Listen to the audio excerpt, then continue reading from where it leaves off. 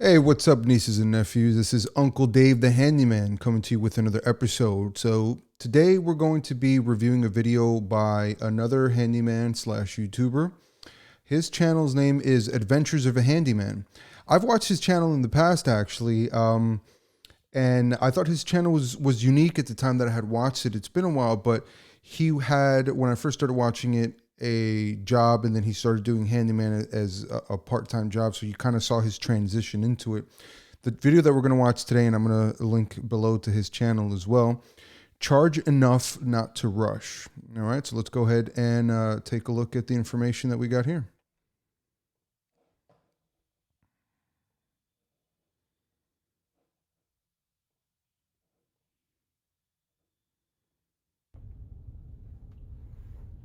Okay, gonna make a quick video. Just had this kind of thought on my mind, so I'm just gonna kind of wing it. I hadn't thought a whole lot about what I want to say, but basically, it's right at the end of November, so I'm, obviously starting to think about the new year, and I've been in business now for about a year, and things I'd like to do differently or better or not at all. So a year into your career as a handyman, or pretty much anything that you're taking seriously, is a milestone. It can also be a fork in the road. Is this for me? Is this not for me? So that's interesting. Let's take a look. But I want to get to a point where I'm not rushing through jobs. I feel like I really stress myself out and get anxious about a lot of stuff because I'm rushing through or trying to hurry up through jobs. And the reason I'm trying to hurry up through jobs is because I'm not charging enough. Because you're not charging enough. I know that feeling, right?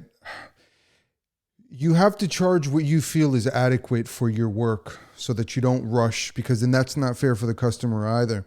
If you're charging a certain fee, whatever that may be, and you feel that you're doing that just so you get the job, now you're going to rush. That's going to cause issues. That's going to cause problems. It's probably going to become a repeat call, so you have to go back out there. That eats into your profit, and it also can make you lose a customer. When I do my estimates, I kind of have an idea this is what I want to make on this job. Well, nothing ever seems to go right, or not go right, but it just doesn't go as quickly as I planned on it. The jobs that you think are going to be the quickest, sometimes for whatever reason being the ones that take the longest time, and the ones that you think are going to be long actually end up pretty smooth.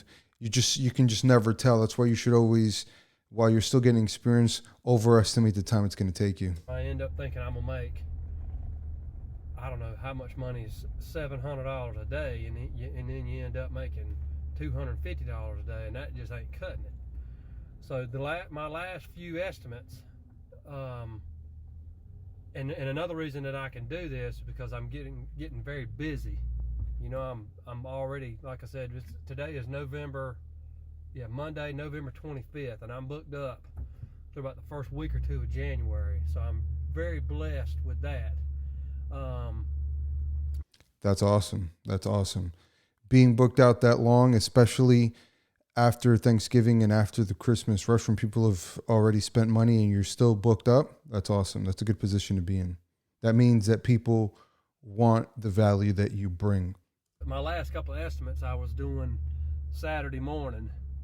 One's for another composite deck, and one is for a bathroom remodel. So I did the estimates, thought about how long I thought it would take, and then I not quite doubled it, but I went up on the price more than what I normally would have thought that I needed to. So I think one estimate for like the bathroom was like $2,500, and I went on up, and I ended up at like $3,800, and I'm like, this seems kind of high, but I know me, and I know how I underestimate times. So I went all the way up to $3,800. I said, worst case scenario, I don't get the job, and I just, I live and learn. Always bid for the job of what you think you should earn and what the job is worth. Never, ever, ever take a job that you feel that you've undercharged, because while you're doing the job, you're going to be kicking yourself in the butt the whole time. I didn't charge enough for this. I'm worth more than this. This is going to take longer. Now I'm pretty much working for free. All these thoughts that come on, that's pressure for you to finish quicker because you want to get out of there. You're not paying as much attention because you're preoccupied with these thoughts, and all this is weighing on you, and something always goes wrong when you're in those positions. Bid what you should bid for the job, and if you don't get it, be okay with walking away from that. Be okay. You have to remember, guys, that especially a year in, if you haven't already made the decision to choose your clientele, it's time to do that. Okay, and we'll expand more on that as we go along. So then I sent the email to the people through the Market app, so I know when they open it up and see it.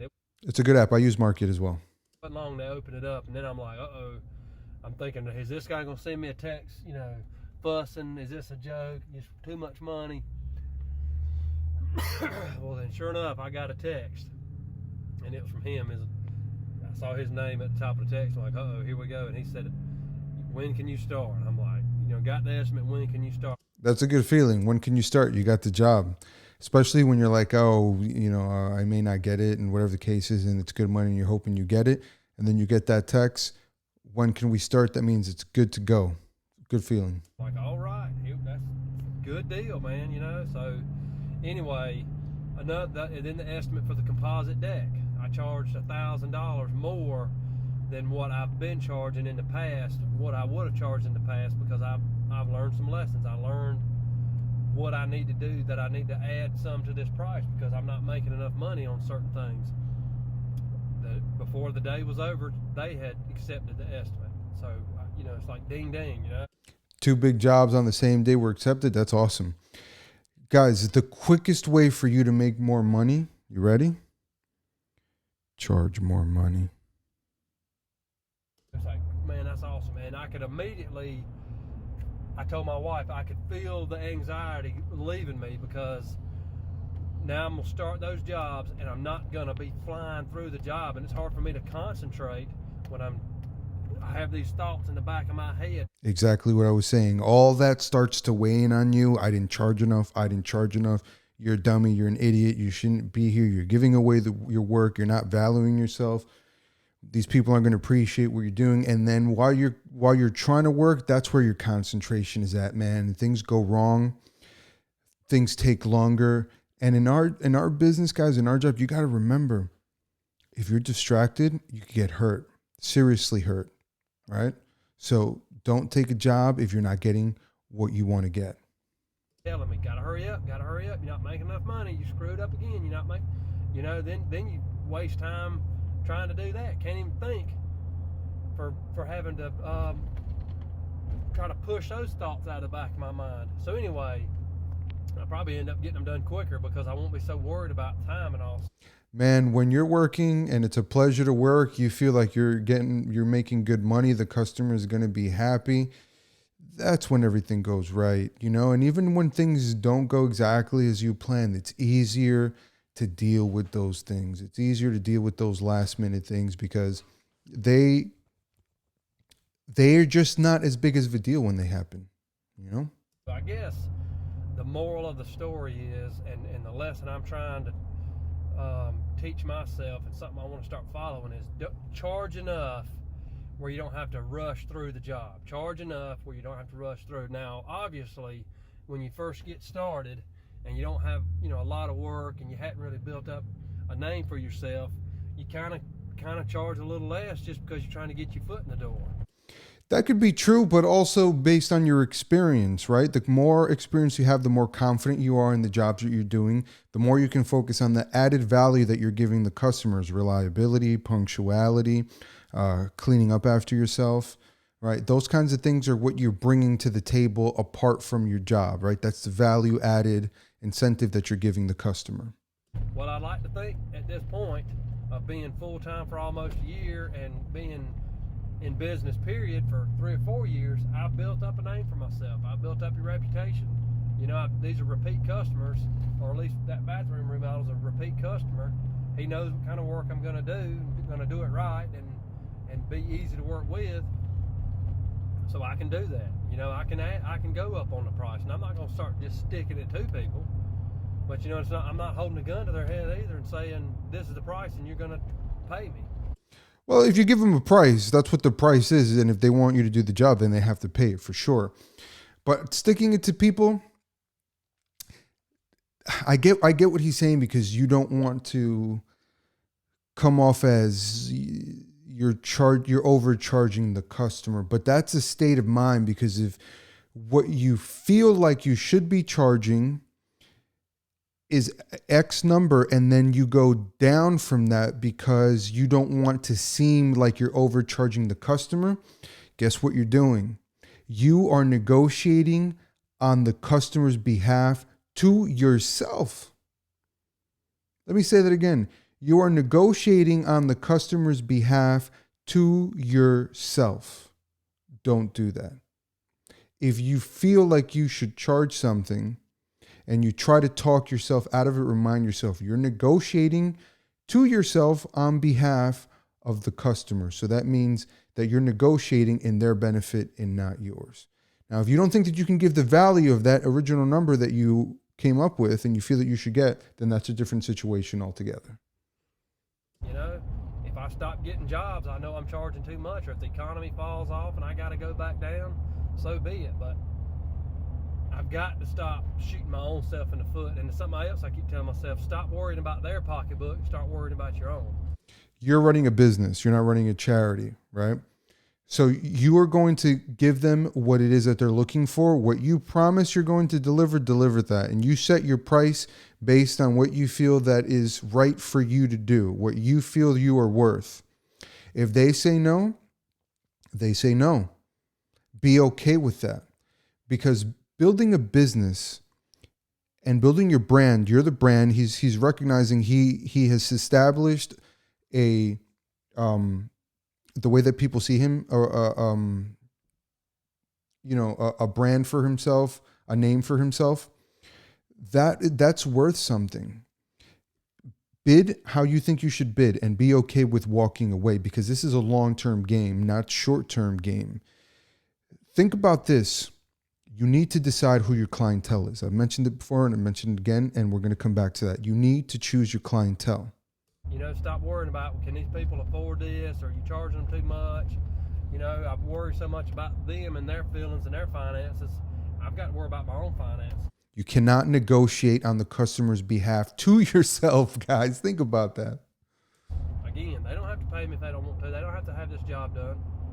It's nothing personal, but anyway, that's a huge lesson that I'm learning and still learning and getting better at.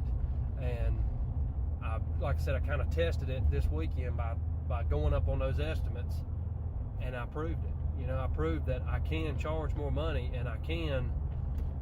Oh, and that's another thing. Don't say, you know, don't overbook yourself. That's something else I'm trying to do. I've got a few more jobs. I got about 2 more weeks worth of jobs that I've got to hurry up and get done, just because I've overcommitted myself. Or at least set realistic expectations as to the completion date. If you're already building your clientele and a reputation for yourself, usually customers will wait. So don't be in a hurry to schedule them. Especially if you've already done work for them before. And the way that you know that you're building a good reputation and you're earning a customer's loyalty is that you are doing multiple jobs for them. Every customer that I do work for is a repeat customer. I've never done work for a customer that was just a one job thing and then that was it. You always come back. That means you are their guy. It's like a barber or a hairstylist. Once you find someone that you like, that's who you stick with. And you only go to somebody else if they leave, they close up shop, they're not working anymore. So they will wait for you. Don't overbook yourself. Don't overextend yourself. If you feel like you need to push them back a day or two, even a week or two, as long as you tell them from the beginning, okay, the soonest I can get out to you is blank, a week or two, whatever the case is, I bet you that they will wait. What they have an issue with is saying, I will be there on Tuesday. And then on Tuesday, you call them and say, hey, I can't be there today because my day got complicated, whatever. Things happen. And sometimes you have to do that, and that's okay. But if you set a realistic expectation from the beginning, they'll wait for you. And if they try to insist a little bit on, hey, maybe I didn't want to wait those 2 weeks. Is it possible? Just be honest with them. Say, you know, Mr. Customer, listen, I'm going to be honest with you. If I tell you that I may be able to get there earlier, things may come up, and the last thing that I want to do is to set an expectation of a start date with you, and then I can't meet that, and then we have to have a conversation about it not getting done on time, rescheduling everything. You were expecting it to be done by a certain time. If it was a different situation, I would absolutely accommodate you. But right now, I'm going to be honest with you. The earliest I can do it and know I can get there, the day that I'm going to tell you, is X day. They'll appreciate that. Don't overcommit yourself. You know, it's good to have a few jobs, find out from some people that are not like in a hurry to get it done, that, you know, I'm trying to think of a couple of jobs that I've got that, you know, they want this work done, but they've told me I don't have to have it done. I have a woman that wants an outside building insulated and some panel boards put on the inside. She's already told me, she said, I don't need it done today, as long as it's done by December the 20th. You know, so if they're setting their own expectations, use that to your advantage. If you have smaller jobs that you can bang out quicker, that you may be worried that if you don't do something quickly, they're going to look for somebody else, then this customer who's telling you I'm not in a hurry, use that to your advantage. Push them back and push other things up, or schedule before that. Use that to your advantage every single time. That's awesome that they told you that. If you have a job and you think it's going to take you 2 or 3 days to do it, go ahead and schedule 4 or 5 days. And then if it takes 4 or 5 days, you stay on track. If you get it done early and you don't have another job booked until a day or two, then you can fill it in with a job by somebody that's not in a hurry. Okay. So I agree. I get what he's saying, but let me word it a little bit differently. So if you think a job's going to take you 3 days to do, scheduling 4 or 5 days from it, in your mind, may not be a bad thing as a contingency, but what do? Don't leave your schedule open for those 2 days, because that's not money that you're not making, right? That's money that you're not making those days. Tell those other customers that you have after that 3-day job, listen, I should be able to start by X date, 2 days on top, past those original 3 days. So if it's a 3-day job, you're putting it to 5 days.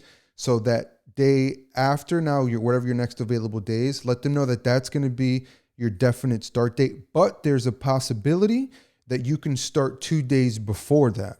Set that expectation with them so that you're not just sitting around waiting for that. And then by the second, if it's a 3-day job, by the end of the first day, middle of the second day, you should know if you need those extra days. So that's when you call and you confirm with the customer, I'm either going to start on the original date or I am going to be 2 days earlier to you. That way you don't have a gap in your schedule.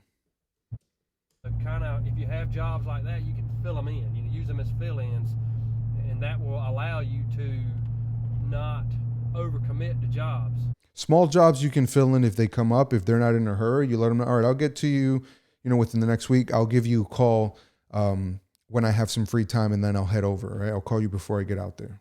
Again, like I said, you think the job's going to take 2 days, guaranteed it's going to take 3, if not 4. So that way you can say, all right, this is a 2-day job. I'm going to schedule 4 days for it, so I'm not putting myself in some big hurry and rushing through it. And I also don't have to worry about the fact that if I do get done early, I don't have anything to do on that last day. I can use Joe Blow's job to fill it in. I've done that before. Called a couple people, got done today, or somebody, I had a door that didn't come in for me the other day, so I'm sitting there with nothing to do. Right, that's the problem. Don't leave yourself days with nothing to do. If you like, oh, maybe I want to have that day with nothing to do, and I can use that day for physical recovery, mental recovery, doctor's appointments, whatever, then sure, do that. If not, then use the technique that I told you. Give yourself that day or two, or however many days you need, to let that next job know that that's a definite start date, but there's a very good possibility that you may be able to start 2 days ahead, and you will call them 2 days before the start date. So let's just say Monday, Tuesday, Wednesday. And then if I need those extra 2 days, that would be either Saturday or Monday, depending. I personally don't like starting a new long multiple day job on a Saturday, so I'll push that out to Monday. So I'll let them know I'll be out there for sure on Monday, but there's a possibility that on Thursday, the week before that, I may be able to start, and I'll let you know by Tuesday at the latest. They'll appreciate that. And then that way you're not letting yourself have those gaps where you're maybe not making any money. Like I said, if you need the day, then take the day. A few phone call or a few text messages, and before you know it, we're working to 6 o'clock that day. So have some fill-in jobs also. So anyway, I just want to make a quick video, keep you guys active on my channel, and let you know I am still alive. But I do have another composite deck coming up. I've got a bathroom remodel coming up. I'm going to try to not finish up on a pocket hole door today, but I have been working on that pocket hole door. What else? I got a whole house to paint, got a fence to put in, got a door to replace. A lot of stuff, right? Because it's November and he's scheduled out until January. A lot of work. That's awesome, man. That's awesome. Got some rotten floor from a water leak to work on. What else is coming up? Got a friend of mine that's told me he's not in a hurry to have a deck refinished with some composite boards. So that's a fill-in job. Oh, we got to replace a septic line. This is from Okay, so I think that's pretty much it as far as his thought process on the things that he's been discovering for himself. So let's touch on a couple of things here. So let's recap. First of all, charge what you feel that you need to charge for the job, what the job is worth and what you're worth, right? That's what you're going to base your price on. Price it and be okay to walk away. Be okay to walk away if they say no, because you have to choose your clientele. At a year in, if you haven't made this decision, it's time for you to make this decision. So let's go a little bit more into that. What does that mean, choosing your clientele? Choosing your clientele means you have to think of your business as a long-term strategy, not a short-term gain, but a long-term win. Okay, so what I mean by that, if you know that a job is worth X, and then that's what you bid, and the customer doesn't want to pay that, that's not the type of customer that you need in your business. Why? Because if you lower your price, like we just saw, you're not going to do the job as well, because you're going to have all of these things weighing on yourself. You're going to be kicking your butt. I should have charged more. I should have charged more. And then that's when it goes slower. You have more issues. You're not working with a good perspective, right? You're not happy about being there. That's when things always go wrong. But the other thing is, that's not the customer you need, because if a customer can't afford you, the only referrals that they're going to give you is for people who can't afford you. You have to choose your clientele, right? If a person is willing to pay you whatever it is that you're charging, regardless of what that number is, that means that they can afford you and they see the value in it. That means that when they give you referrals, people refer and have to their friends, and their friends are people like them. If a person doesn't have a lot of money and is always looking for bottom dollar work, guess what? Their friends are the same way. That's not the type of business that you need. Choose your clientele. Okay. The next thing is schedule things longer than you're expecting, especially when you don't have a lot of experience. Absolutely. You know, if it's going to be, you're saying yourself 2 days, add another date, maybe 2 days on top of that, so you're not rushing through the job and you do it right. Book yourself accordingly. So if you need an extra 2 days, let the customer know you may be able to start X date, but you'll definitely start by this date. There's a possibility that I may be able to start 2 days sooner, and I'll let you know. If it's going to be Thursday, maybe at the earliest, I'll let you know on Tuesday. If not, I'll definitely be there that following Monday. But then let's take a step back and talk about this. Give yourself another day or two. When you don't have the experience, or when you're just getting experience and you're not used to the things that may go wrong, that's very important to do. However, then here's the question that I pose to you. How should you charge? Should you charge for those extra 2 days? Or do you charge based on 2 days of work, add another day just for cushion, maybe a fourth day? Where do those extra 2 days come from? That's your effort. That's your work.